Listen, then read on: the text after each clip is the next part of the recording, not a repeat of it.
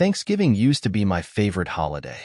The smell of turkey roasting, the sound of our boys, Anthony and Paul, arguing over football scores, and Madina bustling around the kitchen, humming to herself.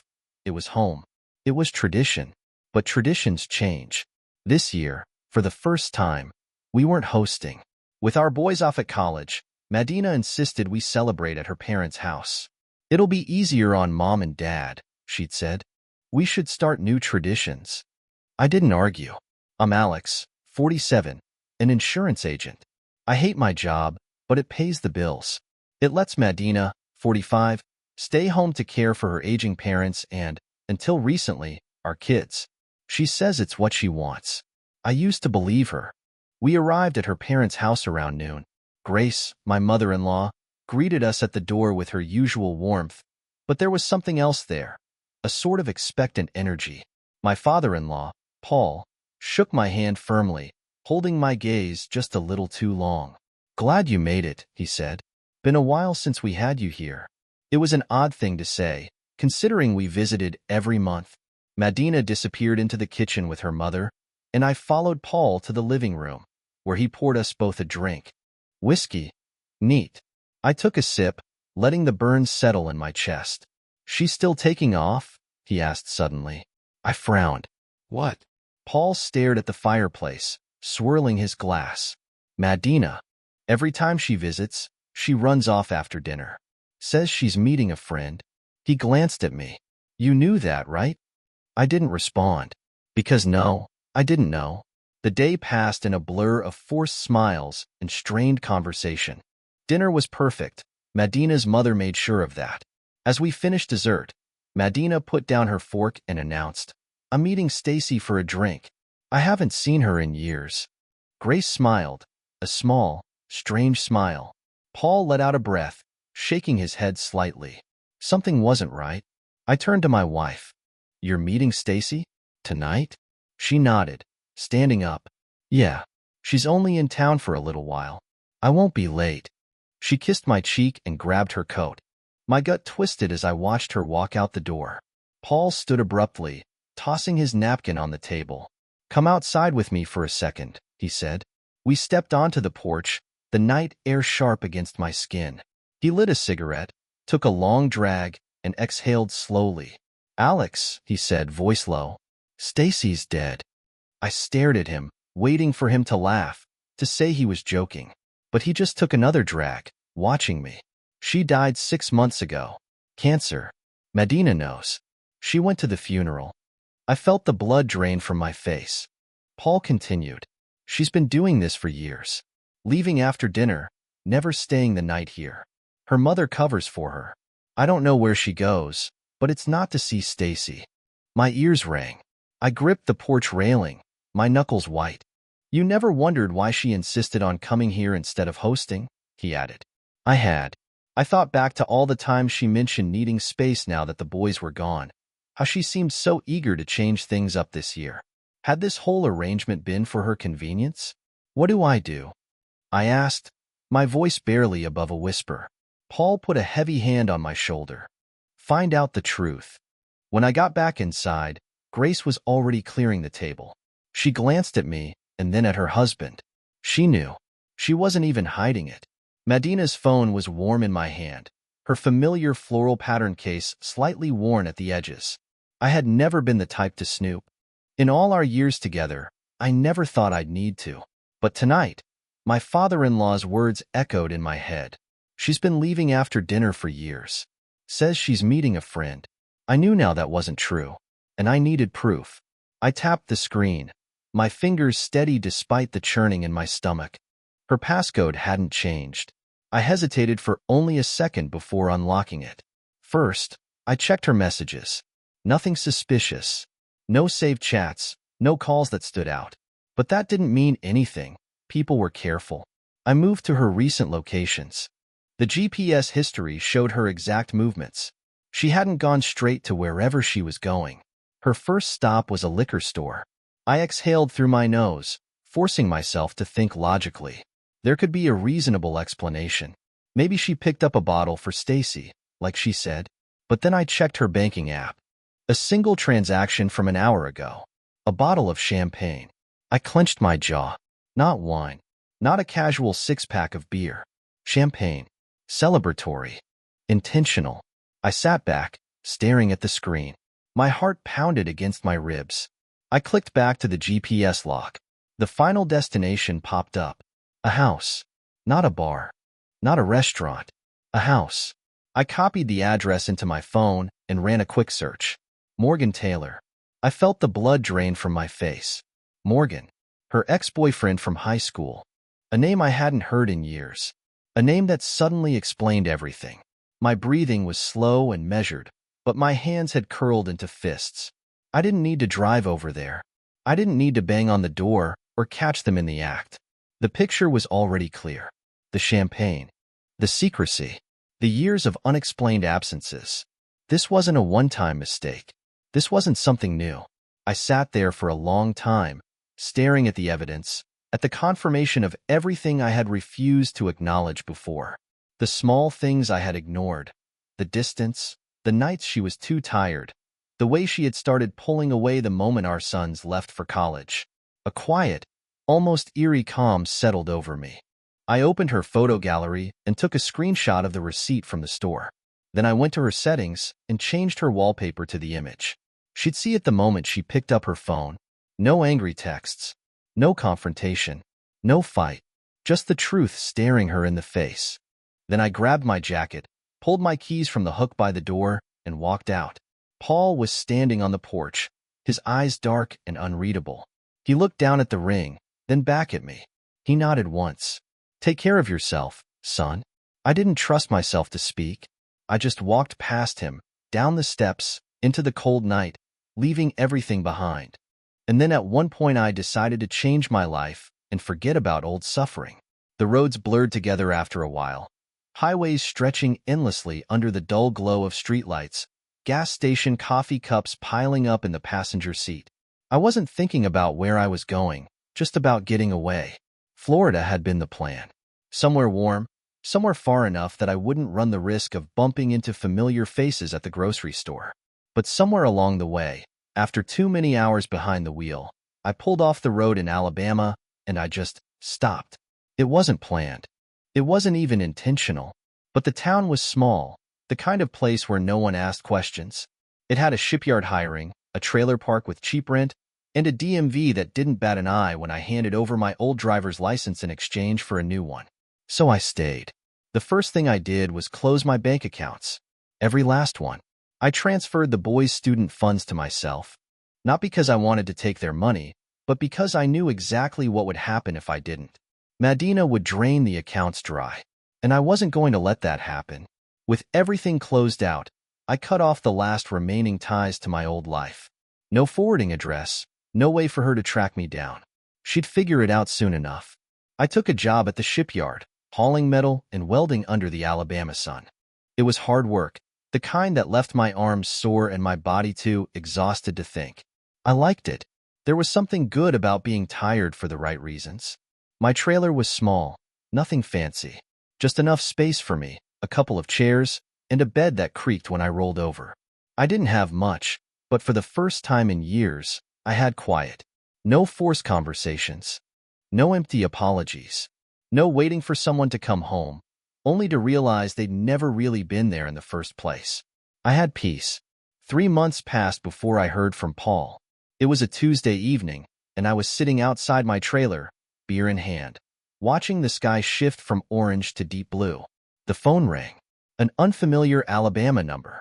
I almost didn't answer, but something told me to pick up. I pressed the phone to my ear. "Yeah?"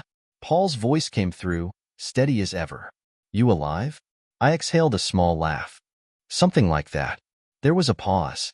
Then, "Figured you might want an update." I wasn't sure if I did, but I didn't stop him. "After you left," he said, "Medina and her mother celebrated." I sat up. Celebrated? Had themselves a little party. Drinking. Laughing. Like they just got rid of dead weight. I didn't say anything. But the celebration didn't last long. I could hear him shifting on the other end of the line, the sound of ice clinking in a glass. When she finally checked the bank, reality hit. No money. No savings. Couldn't even pay for utilities. I closed my eyes. She must have thought I'd just walk away and leave everything behind. That she'd have the house, the bills handled, maybe even some kind of settlement from me. She didn't realize that when I left, I wasn't just leaving her. I was leaving everything. She tried to move back in with us, Paul continued. Didn't last a week. Grace wasn't having it. I almost laughed at that. Grace had always coddled Madina, but it sounded like even she had her limits. So where is she now? I asked, even though I already had a feeling. Paul sighed. Living with Morgan. I let that sink in. Morgan, I repeated. Yeah, he said. And you'll love this. He's the one footing the bill now. I leaned back in my chair, staring at the sky. Now he was stuck with them. With her. She played it like she had options, Paul said. But in the end, she had nowhere else to go. And Morgan. Well, he got what he wanted, didn't he? I didn't answer, because I knew what Paul was really saying. Morgan got her, but not the version of her he probably remembered. Not the girl from high school. Not the woman who could afford to be careless because someone else always picked up the pieces. No, he got the woman who had burned through every bridge, who had no money, no safety net. He got the reality of Madina. And now he was the one paying for it. I let out a slow breath. You didn't have to call, I said. Paul was quiet for a moment. Then, in a voice lower than before, he said, Yeah, I did. And I knew what he meant. We weren't family anymore, not by law. But Paul had always been a man who valued honesty. And in his own way, this was his way of telling me that I had done the right thing. That leaving had been the only choice. Time passed slowly in Alabama. My days had settled into a rhythm. Work at the shipyard, evenings at the gym, nights spent sitting outside my trailer with a cold beer, watching the stars. It was simple, predictable, quiet. And that was exactly what I needed. I had no regrets about leaving. Not once in the months since I'd walked away had I looked back. The only ties I had left to my old life were my sons, Anthony and Paul. We kept in touch, mostly through texts and the occasional phone call. They didn't ask questions, and I didn't offer explanations. It was an unspoken understanding between us. Then, in the spring, they came to visit. I was nervous at first. I hadn't seen them since I left, and I wasn't sure what to expect. Would they be angry? Resentful? Would they ask me about their mother? But when they stepped off the bus, all I saw were two young men who still looked at me the way they always had. Like their father. I drove them back to the trailer, watching as they took in my new life. The shipyard, the small diners, the quiet roads. They didn't say much, but I could tell they were processing it all. The first night, we sat outside, grilling steaks over an old charcoal grill I'd picked up secondhand. We talked about school, their plans, their friends. Not once did they mention Madina. It wasn't until the second night, after a few beers, for me, at least, that Anthony finally said, She called us once. I turned to him, waiting. Paul leaned forward, resting his elbows on his knees. Yeah, just once. All she said was that you left. That was it. No explanations, no apologies. Just a single phone call to tell them what they already knew. I exhaled through my nose, staring at the fire pit in front of us. And how do you feel about that? They exchanged a glance. Doesn't matter, Anthony said. We're here, aren't we? I nodded. The rest of their visit was good. We fished, worked out together at the gym, spent nights watching old movies on the tiny TV in my trailer. It wasn't much, but it was enough. When they left, I felt something settle in my chest. I had lost a wife, but I still had my sons. A year passed. I kept my head down, stuck to my routine. Work, gym, sleep, repeat. I liked it that way. A simple life. No complications, no surprises. Then, one evening, I opened my trailer door to find Paul standing there. I hadn't seen my father-in-law since the night I left.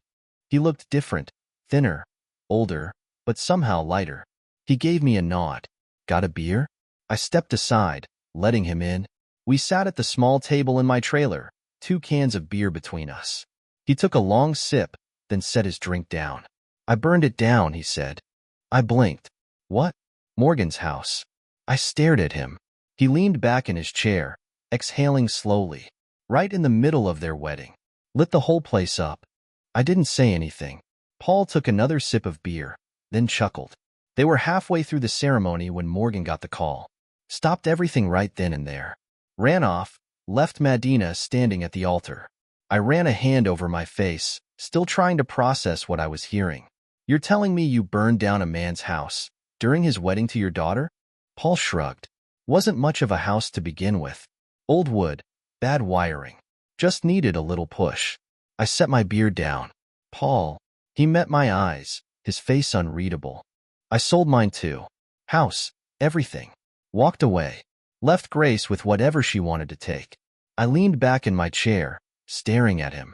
So you're done, I said. Paul nodded. Done. I exhaled slowly. Then, for the first time in over a year, I smiled. Welcome to the club. A week later, Anthony and Paul showed up again.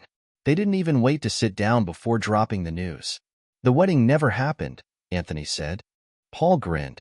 Morgan freaked out, ran off looking for Grandpa. I glanced at my father-in-law, who was leaning back in his chair, sipping his beer without a care in the world. Let me guess, I said. He didn't find you. Paul smirked. Nope. Anthony sat down, shaking his head. Morgan's a mess.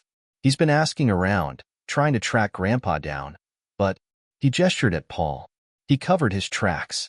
Paul just took another sip of beer. What a shame. I chuckled, shaking my head. For the first time in a long time, I felt something close to satisfaction. Madina had lost everything. Morgan had gotten exactly what he deserved. And Paul, well, Paul had finally freed himself. I looked at my sons, then at my father-in-law. Maybe, just maybe, we were all free now. Paul settled into life in Alabama easier than I expected. For a man who had set fire to his past, both figuratively and literally, he adapted quickly. He moved into the trailer next to mine, and within a month, he had a job. Nothing fancy, just maintenance work at a local marina, but it suited him. Hard labor, good pay, and no one asking too many questions about where he'd been before. We had our routines. Mornings at work, evenings at the gym, weekends grilling out. Simple, predictable, peaceful. But something changed when he met Stella. It started at the grocery store. I was pushing my cart through the aisle when I heard Paul behind me. Alex, hold up. I turned just in time to see him walking up, a woman beside him. She was in her mid-50s, tall, with sharp green eyes and salt and pepper hair tied back in a neat ponytail. She had that kind of confidence that came from knowing exactly who she was. Alex, this is Stella, Paul said. She gave me a polite smile and extended her hand. Nice to meet you, Alex. I've heard a lot about you. Paul shot her a look. Not too much, I hope. I shook her hand, nodding. Same here. She glanced at Paul. I'll be outside. Paul watched her walk off, then turned to me. She's something. Huh? I raised an eyebrow. You're dating? He shrugged, but there was a small grin on his face. We've been seeing each other a couple of weeks. Nothing serious yet. That didn't last long. Within 6 months, Stella had moved in with Paul. It wasn't a surprise. The two of them just fit. Stella had been a businesswoman before retiring early, running a string of successful boutique hotels. She had money, but she wasn't flashy about it. She loved to cook, kept Paul on his toes, and had a sharp sense of humor that matched his dry wit. Most importantly, she made him happy. And seeing Paul build something again, after years of being weighed down by a selfish wife and an ungrateful daughter, made me think, maybe I was stuck. I had found peace in my quiet life, but peace wasn't the same as progress. I needed to move forward. I quit my job at the shipyard, not out of frustration or boredom, but because I finally had a plan. I had been saving every spare cent I earned over the past year, and I knew Paul still had money from the sale of his house. So one night, sitting outside with beers in hand, I turned to him and said, "Let's open a business." He raised an eyebrow. "What kind of business?" "A bar," I said. "Something high-end. Not just a bar, a club, a place that actually makes money." Paul chuckled. "You been watching too many movies?" I shook my head. "We've both spent too many years working jobs we didn't care about. You saved your money, I saved mine. Why not put it towards something real?" He stared at me for a long moment, then took a sip of his beer. "What makes you think we can pull it off?" Because we've both spent a lifetime dealing with people. You ran a household for decades. I worked insurance. If there's one thing we know, it's how to read people. Paul leaned back in his chair, considering. You're serious about this, he said finally. I nodded. I am. He exhaled, tapping his fingers against the armrest. Then he smirked. All right, he said. Let's do it. We found a location downtown, an old building that used to be a restaurant. It was run down but had potential. Stella, being the business-minded woman she was, helped us with the logistics. She had experience dealing with permits, renovations, and branding. We didn't just want a bar. We wanted a place that catered to professionals, executives, people who wanted exclusivity. A club with top-shelf liquor, high-end cigars, private booths, and a live jazz band on weekends. It took months of work, renovations, hiring staff, getting everything in place. But when we finally opened the doors, it was an instant success. Word spread fast. People liked the atmosphere, the privacy, the feeling that they were somewhere special. And just like that, Paul and I had built something. Something real. Something successful. One night, months after the grand opening, Paul and I stood at the bar, watching the crowd. The club was packed, the hum of conversation mixing with the smooth sound of a saxophone from the stage. Paul swirled his whiskey in his glass, looking around. Can't believe we pulled this off. I smirked. Told you we could. He chuckled, shaking his head. You know, he said, for the first time in a long time, I don't feel like I'm just getting by. I feel like I'm actually living. I nodded, taking a sip of my drink. Me too. And for the first time in years, I meant it. Life is good.